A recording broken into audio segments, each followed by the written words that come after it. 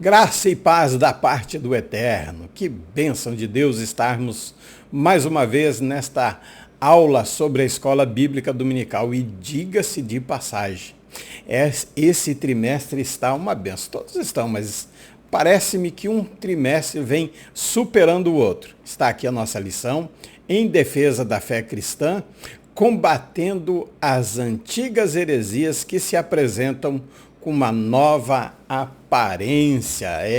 Eles mudaram a estratégia, mas a heresia continua mesmo. É antiga, já existia há muito tempo, mas vem com uma nova roupagem, com uma nova estratégia. E aí nós vimos o trimestre passado sobre as promessas, e agora algo que pode sim tirar as nossas promessas, as promessas de Deus, algumas não, né? Mas algumas promessas da nossa vida, se nós seguirmos outro caminho que não seja a palavra de Deus. E vamos aqui comentar essa lição. Você ainda que não é inscrito no canal, você ainda que não se inscreveu, se inscreva, compartilhe o vídeo, divulgue, deixe seu comentário, sua pergunta, e eu vou começar antes da oração com uma pergunta.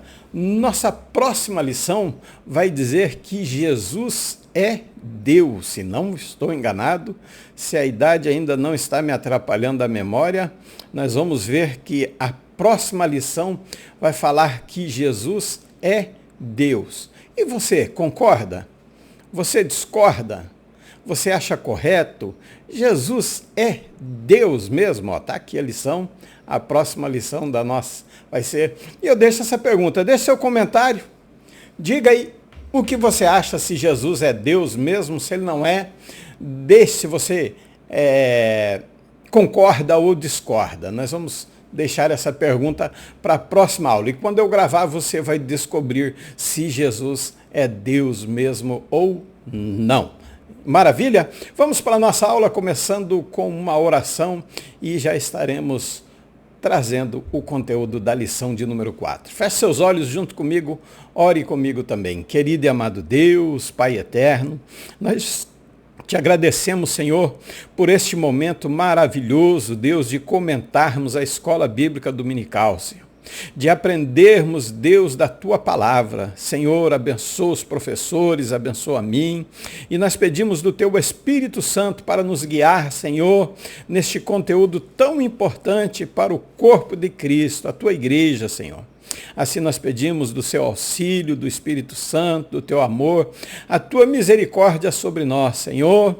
Assim nós pedimos, Pai, em nome do Senhor Jesus, e quem concorda diz amém. Então vamos lá para a nossa lição de número 3, Deus é triuno. Vai ser aplicada dia 26 de janeiro, próximo domingo, né, às 9 horas da manhã, quando começa as escolas bíblicas dominicais no Brasil todo. E eu acredito que até fora do Brasil tenha, né? Vamos ao nosso textuário. O textuário vai dizer: portanto, ide,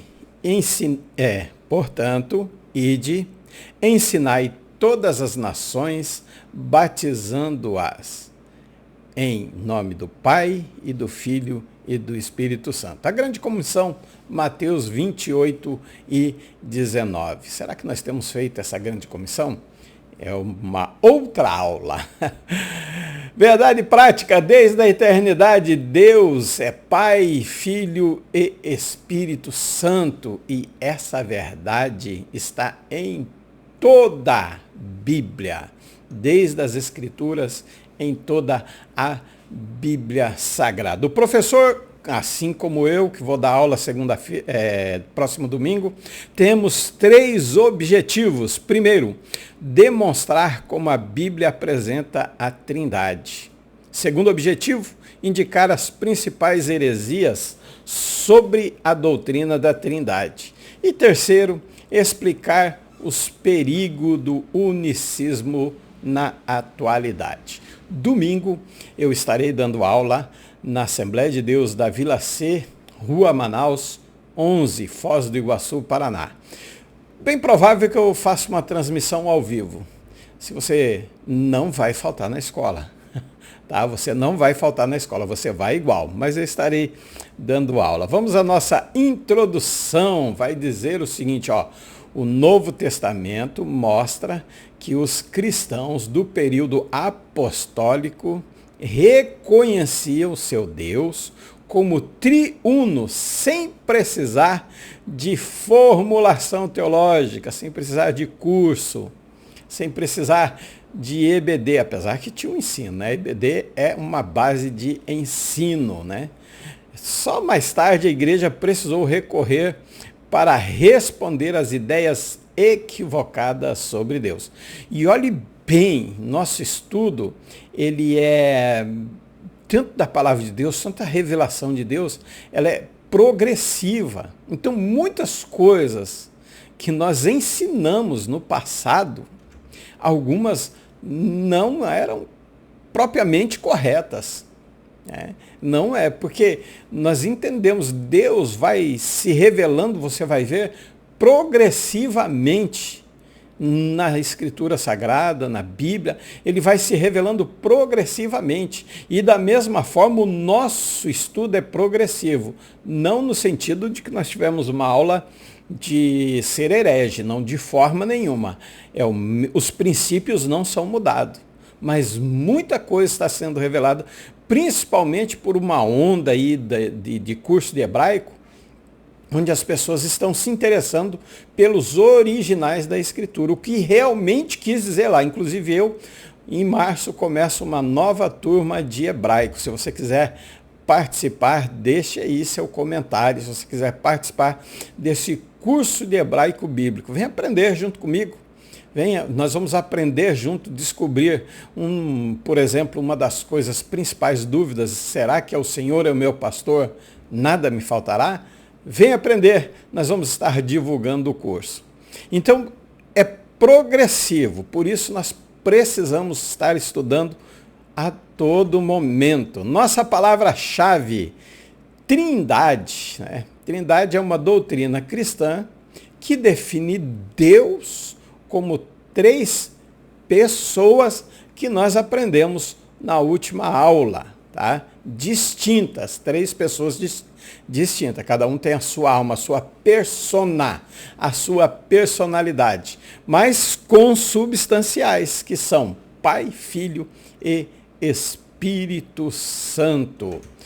Nosso primeiro ponto vai dizer o seguinte, isso eu vou demorar um pouquinho mais, até porque eu vou trazer um subsídio para que você possa, professor, ser auxiliado nessa matéria que está realmente bem complicada, tá? Primeiro subponto, a trindade e o monoteísmo judaico. Então, o primeiro ponto aí da lição vai dizer, as Escrituras ensinam que o Deus de Israel, revelado nas Escrituras dos judeus e as referências bíblicas, é o mesmo Deus do Novo Testamento, Marcos 12, 29 e 32. Então, cada uma das 3 pessoas é chamada Deus, mas nós vamos entender direitinho, tá? Cada uma das 3 pessoas é Senhor. Então, o monoteísmo bíblico não contradiz a Trindade, de forma nenhuma. É um só Deus mesmo. E por isso a gente precisa entender como que isso acontece.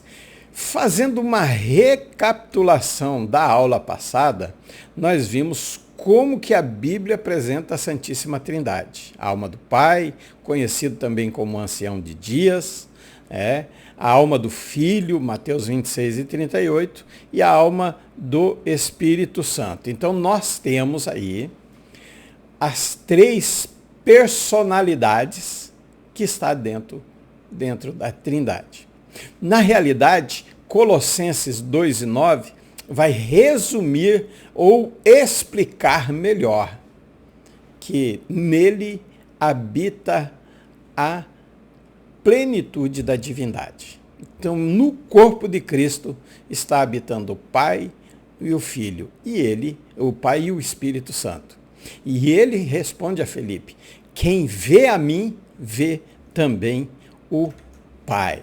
Então aí, ó, alma em grego, psique, no hebraico, nefesh, você já viu isso na aula passada. E aí nós temos o problema aí do princípio do universo. Também vimos na aula passada, só dando uma recapitulada direitinho para que você possa entender. Mas note que na aula passada, eu vou colocar o mouse aqui, estava só o Bereshit, lembra? Em amarelo. Agora tem o Elohim também. Então nós temos aqui já duas pessoas. É o Resh, o cabeça, que estava no princípio da criação, que daí nós iríamos para o princípio absoluto, não é verdade? Não foi assim que nós vimos na aula passada? Então, no começo da criação, nós já vemos as três pessoas. Porque a trindade e o monoteísmo judaico-cristão é o nosso primeiro ponto. Então, o nome, nós vamos ver o nome de cada um mesmo. Um comentarista está dizendo que se aplica o nome de Deus ao Pai sozinho, da mesma forma ao Filho e ao Espírito Santo. Então, cada uma das três pessoas é Senhor, com certeza. Mas cada uma tem o seu próprio nome, porque cada um tem a sua personalidade. Então, no princípio já, nós vemos aqui que Deus, Bereshit bara Elohim, Deus, ele está no princípio da criação, que nós vamos lá para João 1:1. Mas se nós lermos o versículo de número 3, Gênesis 1:3, está assim na nossa Bíblia. E disse Deus, haja luz, e houve luz. Esse haja está aqui, ó, o versículo em hebraico, ele vai dizer, Vayomer Elohim yehi or, vayehi or. Então, se nós olharmos bem de perto, no profundo, esse Ierri, essa palavrinha aqui que se traduz por luz, que se traduz assim, e disse Deus, haja, Ierri, haja. No original ele está dizendo assim seja, ou esteja, ou até mesmo venha. E quem que ele está convidando para ser? Porque essa palavra Ierri, assim seja, ela vem da raiz do verbo raiar, que é ser, estar, acontecer. Aí nós voltamos no princípio absoluto. No princípio era a palavra. A palavra era Deus e a palavra estava com Deus. E esse princípio nós vemos pessoa ou coisa que indica, que inicia, em um sentido mais específico, pode designar o agente, o elemento, enfim, tanto. E nós vemos quem nesse princípio? Olhe bem, João capítulo 1 está dizendo que mesmo no princípio da criação, quanto no princípio absoluto, as três pessoas estão lá. Então, na criação, versículo 1, 2 e 3 de Gênesis, ele vai reunir os três para fazer a criação.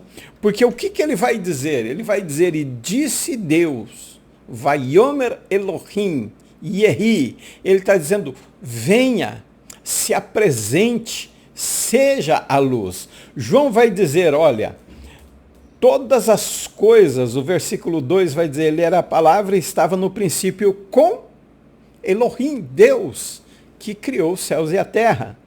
E diz o 3 assim, todas as coisas foram feitas através dele, e sem ele, nada do que existe teria sido feito. E o versículo 4 vai dizer, nele estava a vida, e a vida era a luz dos homens. Olha o or aparecendo, or é luz. Mas olha, quando Deus diz, Vayomer Elohim, quando Deus diz, haja, aí ele diz, a luz resplandece nas trevas, mas as trevas não a compreenderam. Na minha versão King James diz, não a venceram. Ninguém compreendeu, porque ali juntou Pai, Filho e Espírito Santo para a criação da terra, do universo, dos céus, a criação dos céus e da terra. Aí nós voltamos no princípio absoluto, onde os três estão juntos. Veja como é maravilhoso, desde o primeiro versículo já aparece as três pessoas trabalhando em prol da criação, em prol da humanidade, enfim, os três reunidos numa só pessoa, criando. Então nós temos aqui o segundo problema, né? Primeiro nós temos a luz. Nós vimos que no início está Elohim, Deus. No versículo 2 vai dizer que o Espírito pairava sobre a face do abismo. E no versículo 3 ele vai dizer, venha luz. Ele chama Jesus. Claro que, como nós vimos na primeira aula, ele não tinha o nome de Jesus ainda. E se você quiser descobrir mais uma curiosidade, Isaías capítulo 7, versículo 14, diz assim, a virgem conceberá e dará à luz a um filho e o seu nome será Emanuel. Mateus 1:23 vem confirmar de novo essa profecia. Mas no 1:21 diz que o nome dele seria Jesus. Espera aí, então a profecia não se cumpriu? Assista a próxima aula e você vai descobrir que ela se cumpriu sim. Ele teve que se chamar Jesus, que é Yeshua, o seu nome nós vamos ver, e você vai descobrir. Então não perca a próxima aula. Então nós encerramos aqui, veja, Deus na criação, o Espírito sobre a face do abismo, e ele convida o Filho para os três criar os céus e a terra. No princípio era a palavra era Deus, e a palavra estava com Deus. E depois todas as coisas foram feitas por ele, pelo Filho. Sem ele nada do que existe teria sido. E ele diz que a luz resplandece e as trevas não a venceram, não a compreenderam. Dentro de Deuteronômio, capítulo 6, versículo 4, nós temos a célebre oração que foi deixada até hoje. A oração, eu diria, se tem oração mais importante do que uma do que a outra, essa é a mais importante para Israel. Shema Israel, Adonai Eloheinu, Adonai Echad. Echad se nós formos ver aqui, está traduzido por único. Mas na realidade a tradução é é numeral. Aí alguns vão dizer que não, que é unidade composta. Não, não é unidade composta. Por que não é unidade composta? Que o povo precisava entender nesse momento. Olha onde eles habitavam. Onde eles estavam morando? Eles moravam no Egito, onde havia vários deuses. E Deus precisava se revelar primeiro por ele. Somente por ele. Então nós vemos que lá em Gênesis capítulo 6 e versículo 3, depois nós vamos ver, é onde aparece a primeira vez o nome dele. Mas ele primeiro precisava se apresentar como único Deus. Ninguém conhecia Jesus, nem mesmo os céus conheciam Jesus. Sim, Salmo de número 24 vai dizer, abrir, ó portões eternos e deixe entrar o Rei da Glória. Eles perguntam, quem é esse Rei da Glória? Quem é que nós não ouvimos falar? Então vejam, quando ele se apresenta como um Deus, não único, se ele diz único, que é Yahid, então ele teria, como Deus pede a Abraão, me dê seu único filho. Tinha dois, mas Deus pediu único. Ele falou, mas Senhor, os dois são únicos. Não, mas aquele que você ama, eu amo os dois, Senhor. Aí ele dá o nome, o teu único filho Isaque. Aí sim é uma unidade. Eu tenho 5 filhos, mas eu quero o único filho que você tem, que é o primogênito. Então vejam bem, é numeral. Deus se apresenta como um Deus só. Não nega a Trindade, não nega o Filho, não nega o Espírito Santo, mas ele se apresenta como o único Deus de Israel, que leva de volta ao princípio absoluto, que leva de volta aquele que começa todas as coisas, aquele que está em Gênesis 1 depois e reúne os três para criar.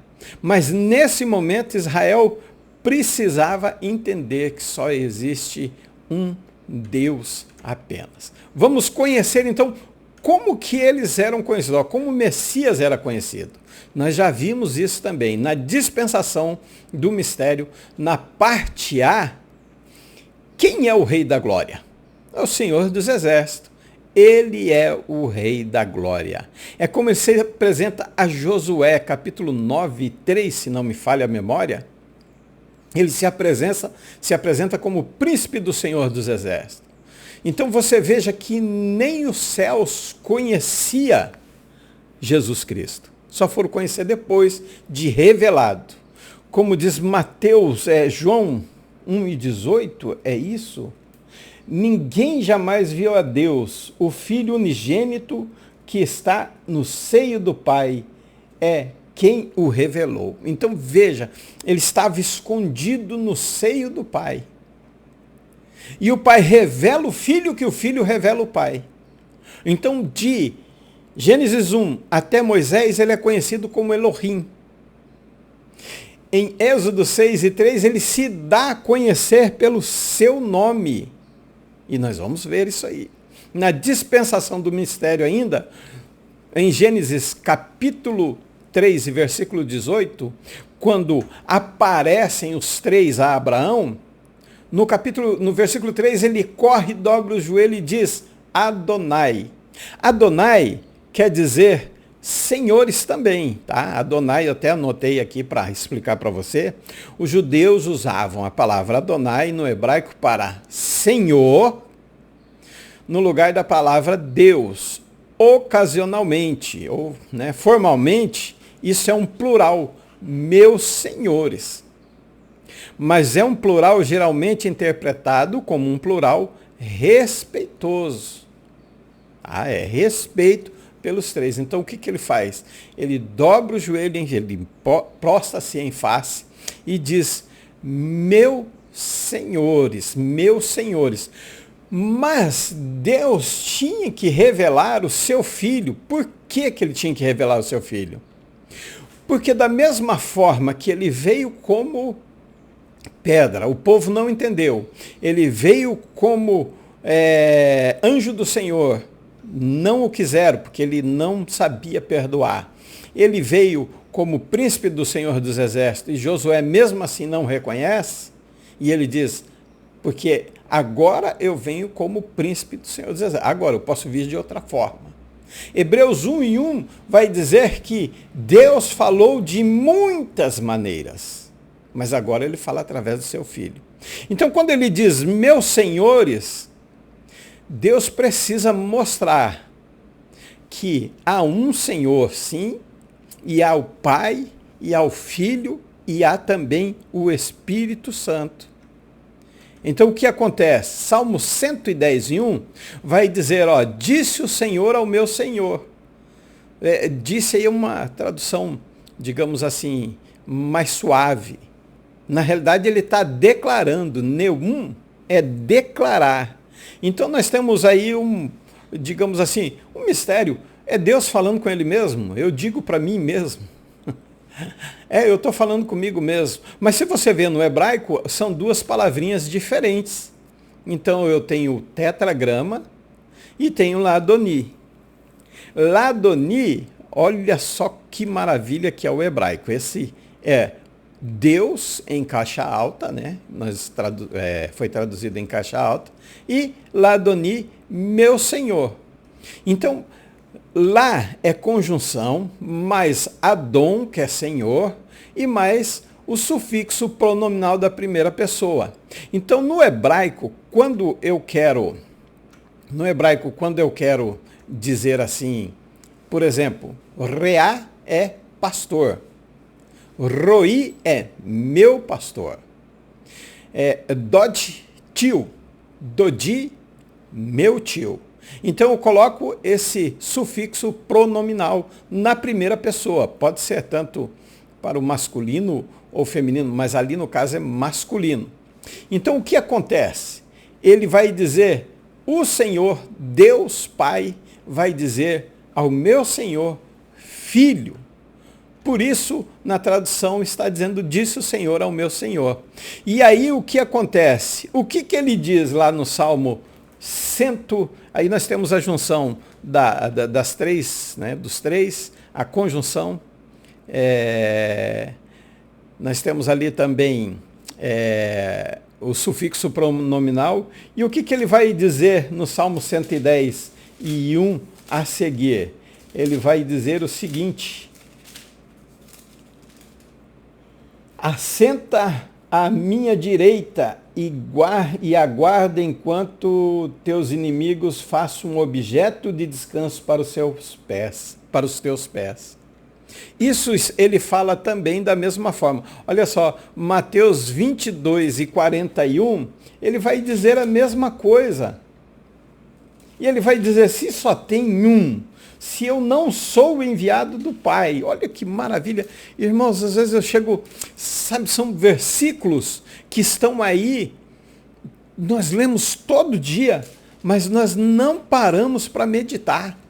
Nós não paramos para estudar. Então está ali. Então ele vai dizer assim, como que ele diz, olha, estando reunidos os fariseus, ele diz, qual a vossa opinião acerca do Messias? De quem ele é filho? Ao que eles lhe afirmaram, é filho de Davi, e não estavam errados. Aí ele disse assim, contestou-lhe Jesus, então como se explica que Davi, falando pelo Espírito, o trata de Senhor? Pois ele afirma, o Senhor disse ao meu Senhor, assenta-te à minha direita até que eu ponha os teus inimigos debaixo dos teus pés. Considerando que Davi chama o Senhor, como pode ser ele seu filho? E ninguém foi capaz de oferecer uma palavra em resposta à questão. Tampouco ousou alguém mais a partir daquele dia dirigir-lhe qualquer outra pergunta. Olha que maravilha. Deus falando com o filho, Jesus chega e diz, como é que Davi? Como que eu posso dizer que não são três? Quer dizer que eu falo comigo mesmo. Me perdoem a expressão, tá? Mas isso parece um desvaneio mental. Vamos usar uma palavra mais suave. Isso parece um desvio mental também. Eu falando comigo mesmo, sozinho, eu estou dizendo, ó, senta aqui. Eu dizendo para mim sentar aqui. Então vejam como que a Escritura, a primeira regra de interpretação da hermenêutica, a Escritura interpreta a si mesmo. E tem mais, isso não foi dito só em Mateus. Em Hebreus capítulo 10:11, Deus fala a mesma coisa ao seu filho, que nós vamos nos aprofundar um pouquinho mais na próxima aula. Então nem possível, dentro desse ponto, nós vermos que não pode ser só um. É um Deus, concordo, com número, grau e gênero, e adjetivo e numeral. É um Deus, mas subsiste em três personalidades distintas uma da outra. Cada uma tem a sua missão. Apesar de o Espírito estar pairando sobre as águas, a luz aparecer, mas quem cria é Elohim, é Deus. Então veja, cada um tem a sua atuação no momento certo e propício. É por isso que é uma unidade, é por isso que é um, trabalhando num só propósito, numa só vontade, numa só direção. Eles não se confundem, eles não se... nenhum vai para um lado. Por isso que a bênção apostólica, e nós vamos falar sobre ela, é o amor de Deus, a graça e a comunhão, não é consolação. Muitos presbíteros, evangelistas e pastores, alguns não sabem ainda a bênção apostólica, infelizmente. E alguns ainda recitam ela erradamente, não é consolação. Ah, mas o Espírito não é consolador? Sim, mas na bênção é comunhão. A graça, o amor de Deus, a graça de Jesus e a comunhão do Espírito Santo. Então nós vemos que aqui ele revela o primeiro nome do Filho, realmente quando ele se dirige ao Filho como ele será enviado, meu Senhor. Vamos em frente? A próxima aqui eu quero que você olhe bem, cada um tem o seu nome distinto. O nome de Deus é o tetragrama que você está vendo aí, Yud, Re, Vav, Re. Não tem a pronúncia. Chamamos de Senhor. O hebreu geralmente, o judeu geralmente ele chama de Senhor de Adonai ou Hashem, que é o nome. É assim que é pronunciado. Eles ocultam, eles não pronunciam, porque eles não pronunciam o seu nome em vão. Em Êxodo capítulo 6, versículo 3, ele vai dizer que ele se deu a conhecer. Foi a primeira vez que ele cita, que ele fala que Deus dá o nome dele a conhecer ao seu povo. Ele diz, aparecia a Abraão, a Isaac e Jacó como El Shaddai. Ele não deu o nome, Deus Todo-Poderoso. Mas pelo meu nome, na minha King James está dizendo Yahvé, mas não é uma tradução que muitos consideram correta. Enfim, é um mistério essa tradução. Não lhes fui conhecido. Então ele se apresenta ao povo de Deus com o seu nome. O Espírito Santo, quando em Gênesis no capítulo 1 e 2 ele diz assim, Meraheft Veruá Meraheft Alpenei Ramai. Então o nome que é dado ao Espírito Santo é Ruá, é o Espírito de Deus. E o Espírito de Deus se movia sobre as águas. Então, quando fala do Espírito de Deus, é o Ruá. Não é rua não, tá? Não faz isso comigo não, é Ruá. Pode puxar bem o R mesmo, tá bom? E o nome do Filho, que foi conhecido como Rocha, como Anjo do Senhor, Príncipe do Senhor dos Exércitos, ele é Yeshua. Mateus 1 e 21, e ela dará à luz a um filho e lhe porás o nome de Jesus, porque ele salvará o seu povo de seus pecados. Aí eu volto a dizer sobre Isaías 7,14, onde diz que a virgem conceberá e dará à luz a um filho, e o seu nome será Emanuel. E Mateus 1 e 23, falando da profecia de Isaías. Quer saber por que ele não se chamou Emanuel e sim Jesus? Então assista à próxima aula. Então nós vemos os nomes distintos de cada um. 3 pessoas, 3 personalidades, cada um com o seu nome, cada um com a sua identidade, mas um só Deus. Isso é maravilhoso. Olha, entenda, meu irmão, entenda. Nós vamos compreender. Entender é outra questão. Só naquele dia mesmo. Aí nós vamos entender. Porque nós veremos como ele é. E se você acha que vai ver Deus no céu, eu não vou dizer que você está muito enganado, mas não será possível. Se os serafins que estão diante do trono declarando que a santidade dele é um grau excessivo, eles com 2 cobriam os olhos, cobriam as faces, não tinham coragem de olhar para Deus. Então veja bem como o ensino é progressivo e nós vamos descobrindo cada vez mais até que nós possamos atingir a estatura perfeita do varão que é Cristo. Vamos em frente para a nossa aula. Aqui nós temos o ponto 2, a evidência no Antigo Testamento. E disse Deus, façamos o homem à nossa imagem. Disse o Senhor Deus, eis que o homem é como um de nós.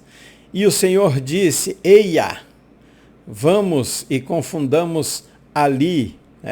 Esse aí é as evidências no Antigo Testamento. Então vamos lá para a nossa explicação. E disse Deus, façamos, Vaiomer Elohim Naaser, Adão. Essas 2 palavras aí, Deus, Elohim, e que está no princípio, que fez os céus, é o Pai agindo e junto com o Filho e o Espírito Santo, criando, e é os três num só. Na Aser é plural, por isso que ele está se referindo. Senão, ele diria, eu vou fazer, eis que faço, poderia ser assim. Vou fazer, ou eis que faço o ser humano. No segundo ponto vai dizer assim ainda, a palavra façamos, isso sugere que Deus está dialogando dentro da sua própria essência, apontando para três pessoas dentro da unidade. Disse o Senhor, tetragrama, Vaiomer, aí eles vão usar Adonai, ou Vaiomer Hashem, Elohim. Geralmente, quando é seguido com Deus, o Adonai, ele se expressa melhor. Vaiomer Adonai Elohim Hem Ha-Adam. Olha, esse versículo aí, Vaiomer, eis que o homem é como um de nós. Tá? Então, Mimeno Hayá é plural também. Eis que o homem, a expressão como um de nós. Em hebraico, mimenu, quer dizer de nós. Então ele parece com nós três. O homem tem corpo, alma e espírito. Então esse plural sugere três pessoas plenamente consistentes, de acordo sobre o impacto do pecado e as consequências para a humanidade. Então os três o homem se torna, na queda, o homem se torna como um de nós. E disse Deus, eia, pode ser traduzido como vamos também, desçamos e confundamos. Se fosse um só, ele diria, eu vou lá, deixa comigo, que eu vou lá, vou descer. Isso aí está ilustrando o quê? A ação conjunta de Deus para intervir na humanidade. Senão ele diria assim, eu vou descer, vocês ficam aqui, ou não diria para ninguém ficar. Ou poderia se referir aos anjos, anjos, vocês fiquem, que eu vou descer e vou confundir a humanidade. Não, mas ele está dizendo, eia, ou vamos, desçamos e confundamos a humanidade. Olhe bem, nerdá, aliás, nerdá aparece no plural. Então essa passagem ilustra a ação conjunta de Deus para intervir, refletindo a cooperação entre os três. Não tem como negar a ação dos três. Então as três pessoas em harmonia. É uma pluralidade na unidade. É Deus se revelando progressivamente. É uma interação divina. É a conexão, primeiro, do antigo que vai ser respaldado na nova aliança. É maravilhoso isso. É grandioso. Então veja que Deus, ele não está nunca trabalhando sozinho. Mas existe um momento em que Deus vai trabalhar. Existe um momento em que Jesus, o Filho, vai trabalhar. E existe um momento na atualidade da graça onde o Espírito Santo trabalha. Olhe bem, eu sei que nos cultos nós, inclusive eu, e não é errado, Jesus está no culto. Mas teologicamente falando, não é Jesus agindo, mas é o Espírito Santo agindo. Porque ele disse, se eu não for, o outro não pode vir. Então ele tem que ir, assentar ao lado do Pai, para que agora o Espírito Santo trabalhe em nós e através de nós. Mas nós vamos ver que a ação do Espírito Santo também é respaldada pelo Filho e pelo Pai. É uma harmonia, é uma comunhão que nós, irmãos e irmãs, devíamos ter na igreja. É a comunhão do Pai, Filho e Espírito Santo que nós deveríamos ter na nossa igreja. Então eu tenho aqui, olha, elementos representativos das três pessoas, tá? O Pai, representado como Criador, legislador, frequentemente identificado como fonte de autoridade divina, único. Deuteronômio 6:4, Isaías 64:8. Aí nós temos o Filho, né, manifestação no Antigo Testamento, por meio de teofanias, por exemplo, o anjo do Senhor, e nas profecias messiânicas. Podemos ver aí a teofania dele, Gênesis 18:3, Salmo 110:1, justificando o outro, e nas profecias messiânicas como Isaías 53, ou até mesmo 6:8, onde ele diz, envia-me a mim, eis-me aqui, envia-me a mim. Claro que era Isaías que estava falando, mas é o tipo de Cristo. E o terceiro, Deus e Espírito Santo, mencionado no Antigo ou Primeiro Testamento como Espírito que meraheft al penei ramai, pairava sobre as águas, e como aquele que inspirava os profetas. Então nós vemos, não tem porquê nós não acreditarmos ou nós não entendermos, ou melhor dizendo, nós não compreendermos a ação dos três no Antigo Testamento. A ação dos três no Primeiro Testamento. Mesmo que o Pai trabalhe, os três estão juntos. E o nosso terceiro ponto, nós temos aqui revelada no Novo Testamento, a Trindade revelada no Novo Testamento. Então nós sabemos, se ela estava no Antigo, vai estar no Novo também. Foi pregado pelos cristãos. Consiste em um só Deus, mas vai subsistir eternamente em três pessoas. E como que isso acontece? Primeiro na grande comissão, na distribuição dos dons, a bênção apostólica, também conhecido como bênção trinitária, a primeira vez que eu ouço trinitária, mas a bênção apostólica, a unidade da igreja, na obra da salvação. Então, nós temos aqui a revelação no Antigo e agora nós temos no Novo Testamento. Então, olhe bem. Deixa eu mostrar esse gráfico aqui para você. 1 Coríntios, capítulo 12, versículo de 4 a 6. Diversidade de dons, mas o Ruá, o Espírito, opera em todos. Aí nós temos o Filho, Yeshua, diversidade de ministérios, o Senhor Jesus Cristo. É Ele, o Yeshua HaMashiach, é quem os realiza. E nós temos o Pai, Deus Pai, chamado de Senhor, Adonai, o nome que não é traduzido, mas Adonai ou Hashem, diversidade de operações.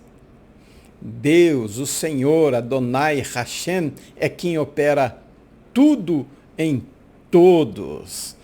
É uma bênção de Deus. É uma maravilha as três pessoas até hoje trabalhando aonde? E nós vamos ver onde os três trabalham, que é no corpo de Cristo, que é a igreja do Senhor Jesus. Então, nós temos aí a ação dos três na vida da igreja, nos dons. Nós temos a ação dos três nos dons. E aí nós temos também, na distribuição do dom, nós temos na bênção apostólica, a graça do Senhor Jesus Cristo, Yeshua HaMashiach. Nós temos o amor de Deus, o Pai, o Adonai, o Hashem, e nós temos a comunhão do Espírito Santo, para você não esquecer mais, tá? Esse é para você não esquecer, o Ruá. Então começa com a graça do Senhor Jesus Cristo, o amor de Deus e a comunhão do Espírito Santo. Vamos de novo? Só para você aprender, tá? Vamos lá. Primeiro, a graça do Filho. Segundo, o amor de Deus. Terceiro, a comunhão do Espírito Santo. Eu creio que você não vai esquecer mais. Vejam como, tanto no primeiro, antigo, enfim, eles trabalham junto. No novo trabalham junto, mas o Espírito Santo, olha, vamos ver aqui 1 Coríntios, quero ler para vocês, 1 Coríntios capítulo 12, versículo 4. Vamos ver como que o Espírito Santo trabalha. Como que o Espírito Santo vai estar trabalhando em nós. Ali eu coloquei só o comentário, Vamos ver aqui como que ele vai estar trabalhando em nós. Capítulo 12 e versículo 4. Existem diferentes tipos de dom. A tradução que eu peguei ali, mas a minha está dizendo assim, existe. Mas o Espírito é o mesmo. Então, na bênção apostólica, é a comunhão do Espírito, é ele que é o elo de ligação. O intercessor diante do Pai é Jesus. Romanos, capítulo 8, versículo 34. Vamos em frente?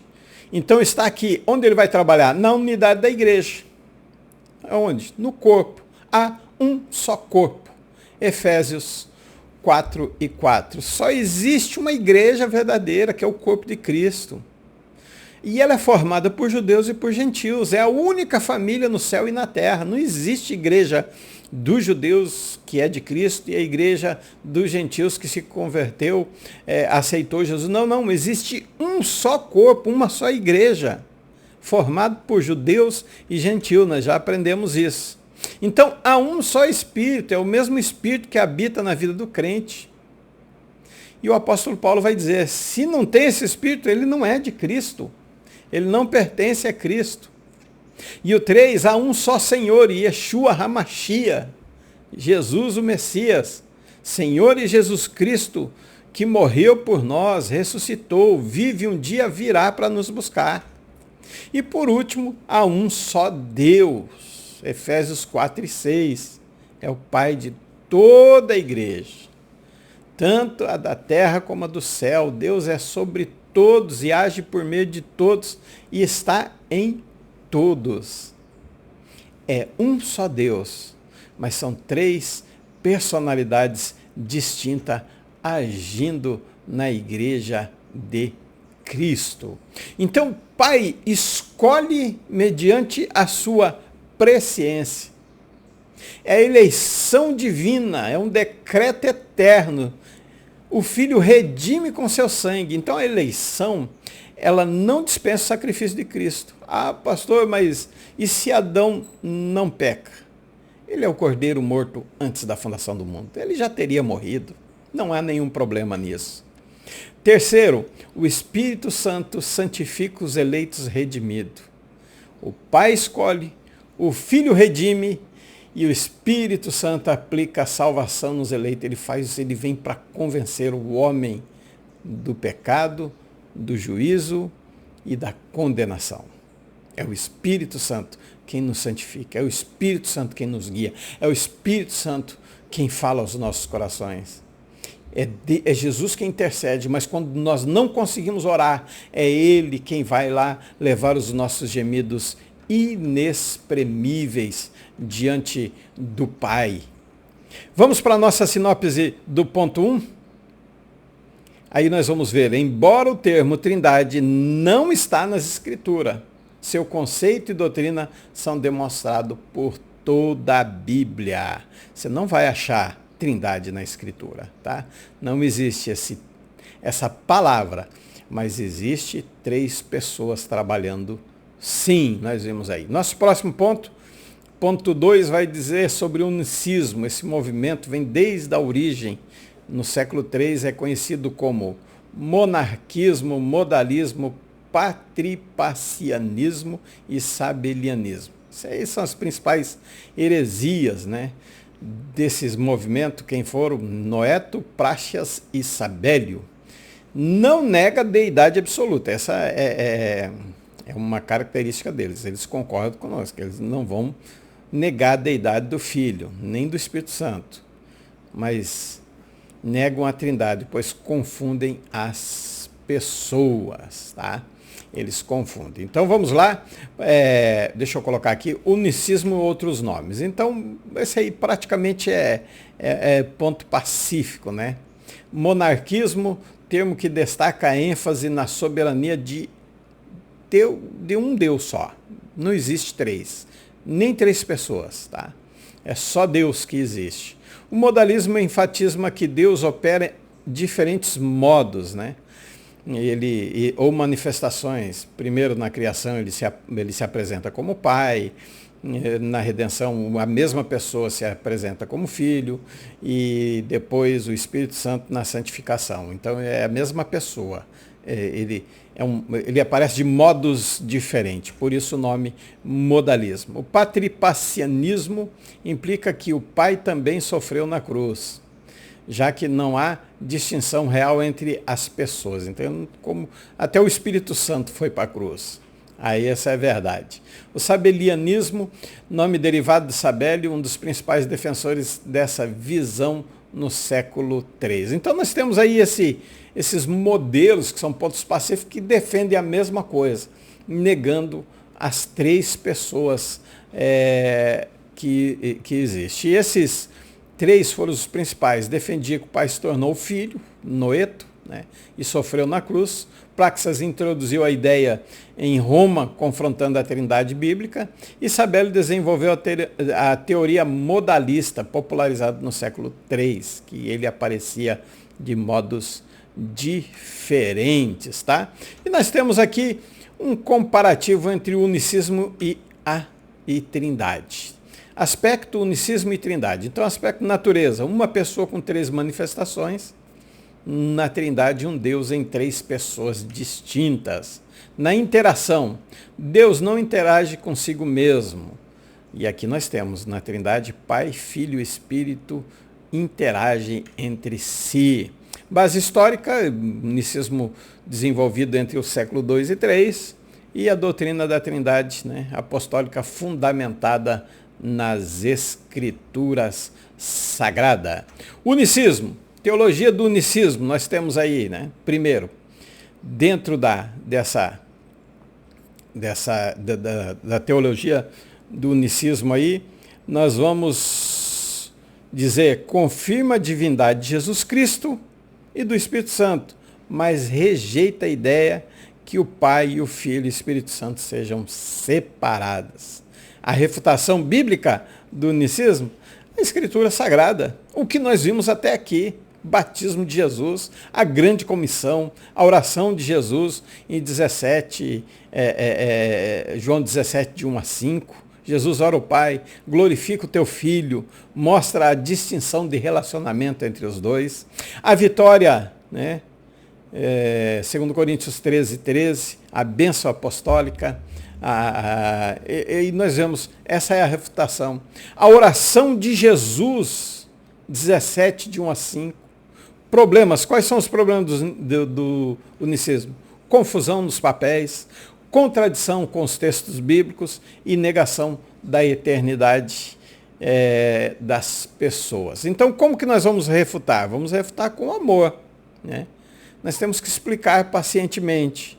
Mostra que a doutrina da Trindade não é contrária ao monoteísmo, mas explica a unidade e a diversidade de Deus. Evite conflitos, evite. Ele pode até entender, mas não quer aceitar, ele pode compreender, mas não quer aceitar. É uma prerrogativa dele. E você tem que responder com mansidão, a razão da sua esperança. Não é com ódio, não. Tem que ser com amor. Verdade falada com amor, justiça aplicada com misericórdia. Eu sei que nem sempre funciona dessa forma, mas tem que funcionar desse jeito. Tem que ser dessa forma. Aí nós temos o ponto 2, a verdade bíblica, as heresias contra a doutrina da Trindade e a verdade bíblica. Ninguém no mundo chega à conclusão unicista simplesmente pela leitura da Bíblia. Não, pelo contrário. Salta à vista de qualquer leitor a distinção dessas três pessoas da Trindade. Não tem, né? Não tem como não ver, só mesmo. Aí podemos usar até um ditado popular, né? O verdadeiro cego é aquele que não quer ver. E daí nós vemos a verdade bíblica, né? Nós vemos a verdade bíblica nesse ponto 2 aí, o batismo de Jesus, a relação entre o Pai e Jesus e o Pai, a unidade divina, a oração de Jesus. De novo, eu estou sendo aqui até redundante, né, na questão, o discurso de Jesus, o relacionamento trinitário, eu, tu e ele. Aí nós podemos trazer aqui, vamos trazer aqui no Novo Testamento vamos trazer aqui o batismo de Jesus. Olha só o batismo de Jesus para nós provarmos. O Filho comparece. Olha, nós temos as 3 pessoas no batismo de Jesus em Mateus capítulo 3, de 41 a 46. Olha só. Então veio Jesus, quem? O Filho. Olhe bem, primeiro Jesus, o Filho. Mateus 3 e 16, tá? Eu falei 41, mas é 16. Ele vem ter com João junto do Jordão para ser batizado. Quando ele é batizado, e sendo Jesus batizado, o Espírito desce em forma de pomba. O Espírito desce em forma de pomba, o Pai declara, eis a voz, uma voz dos céus dizia. Então, quer dizer que o Filho batizou rapidinho, já voltou para o céu e se fez de pomba. Não tem como. São 3 pessoas distintas também. Não pode ser. Eu sei que é difícil nós entendermos, mas é fácil compreendermos, aí está. Então nós temos o elemento central aí, olha só, o batismo. O primeiro elemento central é o batismo. Aí vem o Filho, o Espírito Santo, representado como uma pomba. Nós temos o Filho, ele aparece, ele vem, e Deus, o Pai, que fala do alto. Então nós temos uma clareza teológica aí. Nós temos uma referência bíblica. Nós temos elementos visuais. É legítimo, é contextualizado, enfim, não há muito o que se aprofundar. Claro que cada ação aí nós podemos nos aprofundar, mas não há muito. Aí está simples, escrito para você decorar, usar. Se você quiser o slide, me passa seu e-mail, que eu mando o slide completo. Você usa como você quiser, da forma que você quiser. Então o Filho está presente fisicamente, o Espírito desce sobre ele como pomba, e o Pai fala dos céus, declarando que ele está ali presente também. Aí nós voltamos a nossa, já vimos o batismo, nós vemos a relação de Jesus, desculpa, errei aqui, isso, aí está. A unidade, as orações, o discurso, nós vemos ele exaltando, ele diz assim, olha, a unidade divina, João 10 e 30, deixa eu corrigir ali só para você ver, João 10 e 30, não é 30 horas não, é João 10 e 30. Nós temos aí corrigido agora, isso, olha que beleza, né? Então, olha só que maravilha, nós temos corrigido aí. João 10 e 30, ele vai dizendo, eu e o Pai, nós somos um. Nós não somos único. Eu e o Pai, nós somos um. Ele está falando dos dois. Então, como que ele vai poder dizer assim, eu sou um só? Não. Nós somos um. Eu e o Pai, nós somos um. Ele se revela dessa forma. É maravilhoso quando isso acontece. Aí nós temos a sinopse do ponto... deixa eu passar aqui. Do ponto 2, né? Nós temos aí dizendo o seguinte, olha, o unicismo e o unitarismo são duas das principais heresias sobre a Trindade condenadas biblicamente, porque ele se apresenta, ele diz quem ele é, ele mostra que o Pai é um, o Filho é outro e o Espírito Santo é outro. Vamos para o nosso terceiro e último ponto. Unicismo, uma heresia antiga na atualidade. Então nós temos o problema. Existem movimentos evangélicos pentecostais que são unicistas. E eles vêm de forma sutil.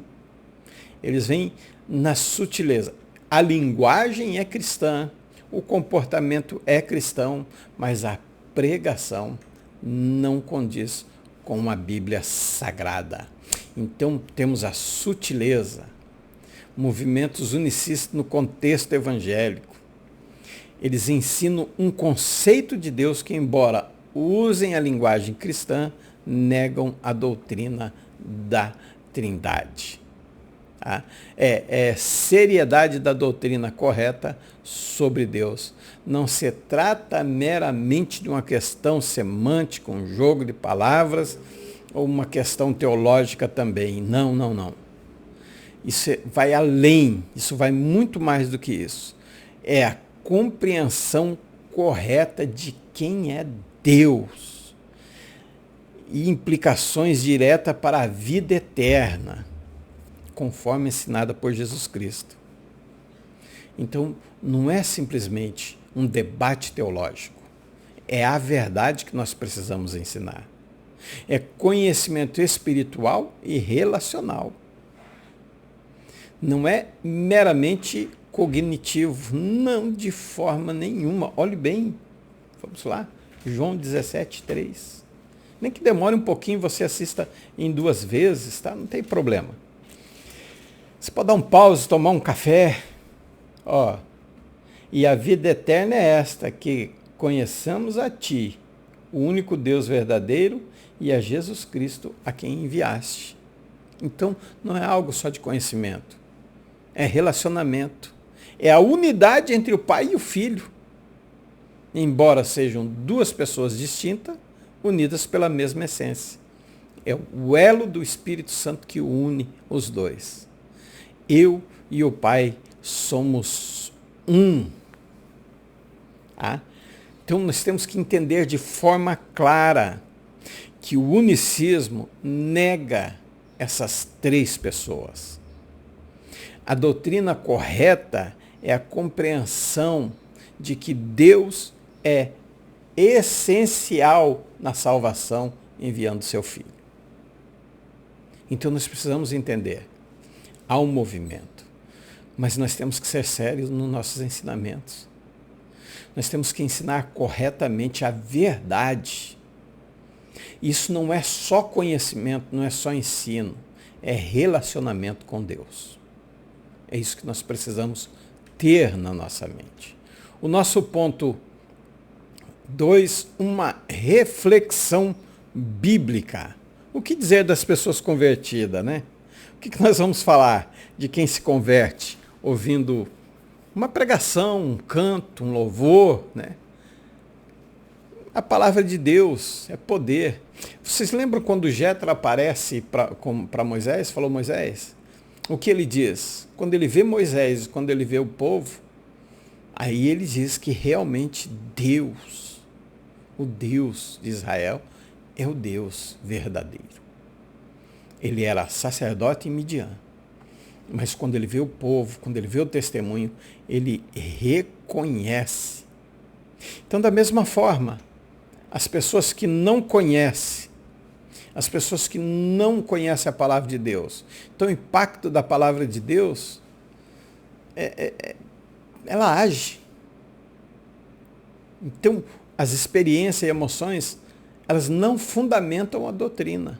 Nós temos que diferenciar presença de emoções e experiências. Não, eu tenho experiência com Deus. Olha bem, eu fui curado do câncer de uma maneira maravilhosa. Quando o pastor falava comigo, meu corpo, meu abdômen queimava. E o calor saía pelos botões da minha camisa, pela manga, pelo colarinho, mas isso não fundamenta uma doutrina bíblica. O meu testemunho não é a base, não é o fundamento do evangelho. O fundamento é Jesus Cristo que me salvou e me curou. Isso sim. Então nós temos que ter cuidado. A semente é a palavra de Deus. A palavra de Deus é viva e eficaz. Então as experiências, elas não podem fundamentar. Outro argumento comum, né, é pessoas que se sentem bem ao ouvir músicas. Sim, tem acordes que fazem você rir, tem acordes que fazem você chorar, daí nós vamos entrar na área da música.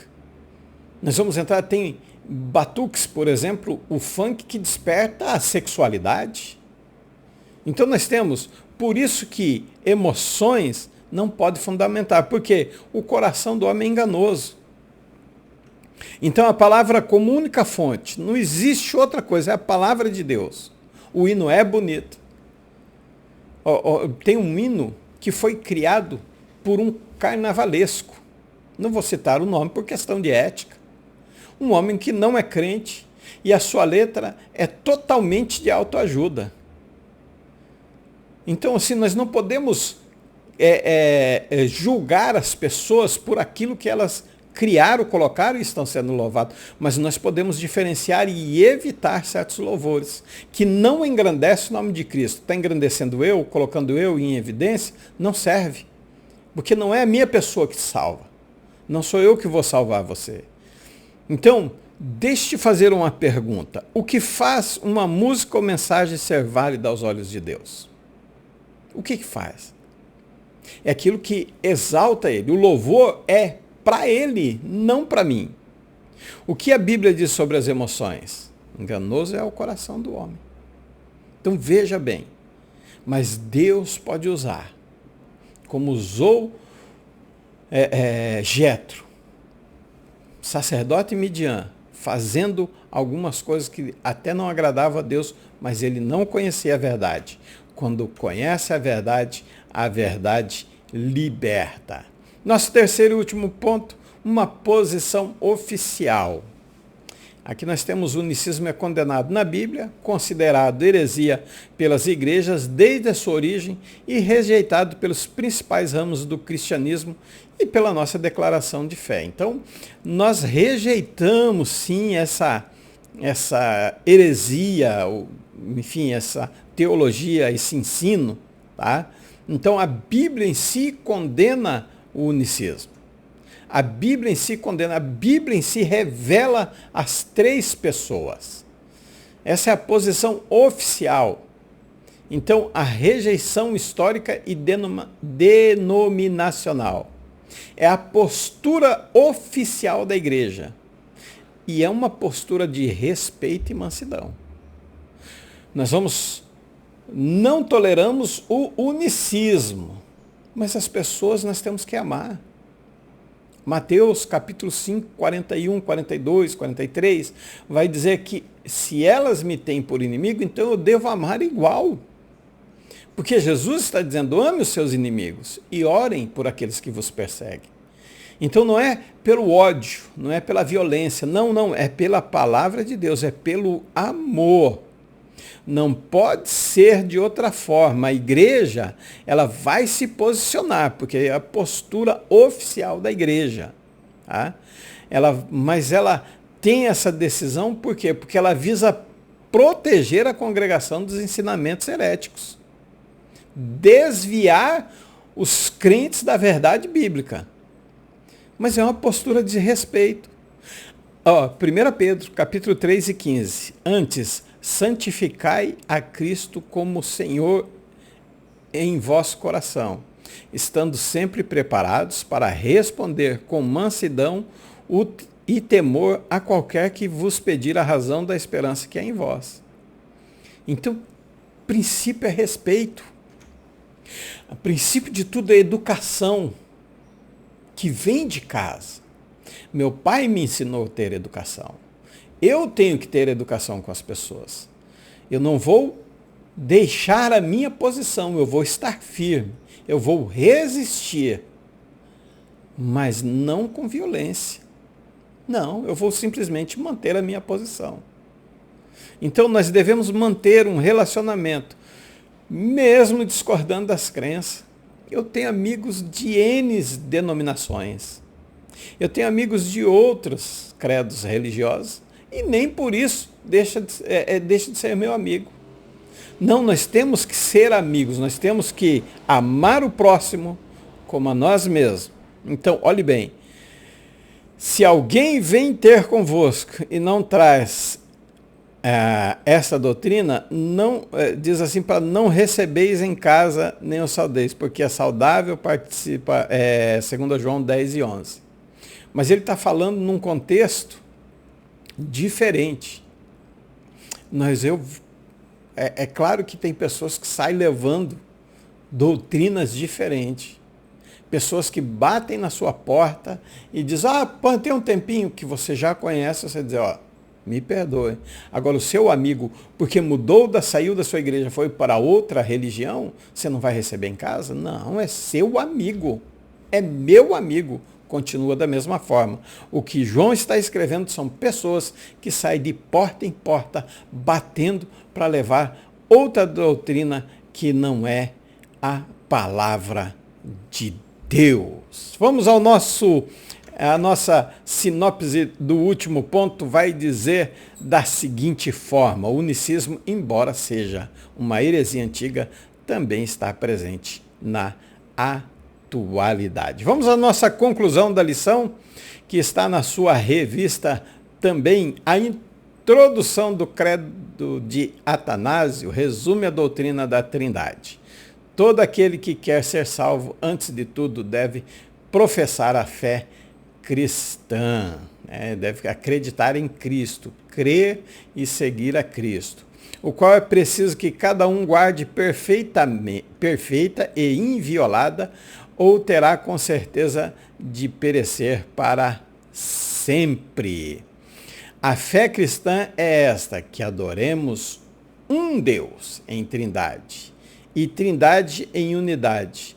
Não confundimos as pessoas, nem separarmos a substância. Essa é a nossa fé. O problema é que os unitaristas separam a substância e unicistas confundem as pessoas. E assim creem num Deus distinto do que é apresentado pela Bíblia Sagrada.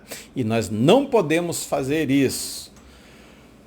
Eu creio que você tem fé em Cristo, eu creio que você crê em Deus, sabe que Ele é um só, mas distinto em três pessoas, em três almas, como nós vimos. E que Deus possa te abençoar grandemente. Deixe seu like, seu comentário. Obrigado por me acompanhar até aqui. Fiquem todos na paz do Senhor. E como sempre, Shalom Vrahá, paz e bênção sobre você. Lehi Traote. Até a próxima, se assim o Eterno nos permitir. Deus abençoe sua vida.